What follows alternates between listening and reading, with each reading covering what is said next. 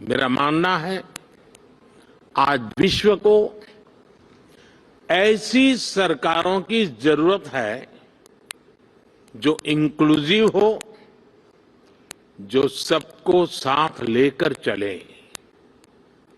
आज विश्व को ऐसी सरकारों की जरूरत है जो स्मार्ट हो, जो टेक्नोलॉजी को बड़े बदलाव का माध्यम बनाए। आज विश्व को ऐसी सरकारों की जरूरत है जो क्लीन हो, जो करप्शन से दूर हो, जो ट्रांसपेरेंट हो। आज विश्व को ऐसी सरकारों की जरूरत है जो ग्रीन हो, जो पर्यावरण से जुड़ी चुनौतियों को लेकर गंभीर हो।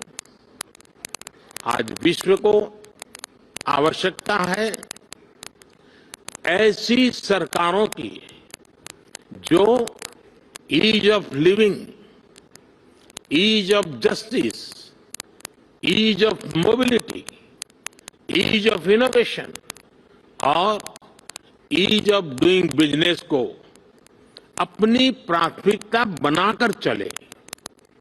Friends, head of the government के तौर पर लगातार काम करते हुए मुझे 23 साल होने जा रहे हैं। मैंने 13 साल भारत के एक बड़े स्टेट गुजरात की सरकार में रहते हुए लोगों की सेवा की है और अब मुझे सेंट्रल गवर्नमेंट में देशवासियों की सेवा करते हुए 10 साल होने जा रहे हैं। मैं मानता हूं कि सरकार का अभाव भी नहीं होना चाहिए और सरकार का दबाव भी नहीं होना चाहिए, बल्कि मैं तो ये मानता हूं कि लोगों की जिंदगी में सरकार का दखल कम से कम हो, ये सुनिश्चित करना भी सरकार का ही काम है। हम अक्सर कई एक्सपर्ट्स को सुनते हैं कि कोविड के बाद दुनिया भर में सरकारों पर भरोसा कम हुआ है, लेकिन भारत में हमने एकदम विपरीत अनुभव देखा।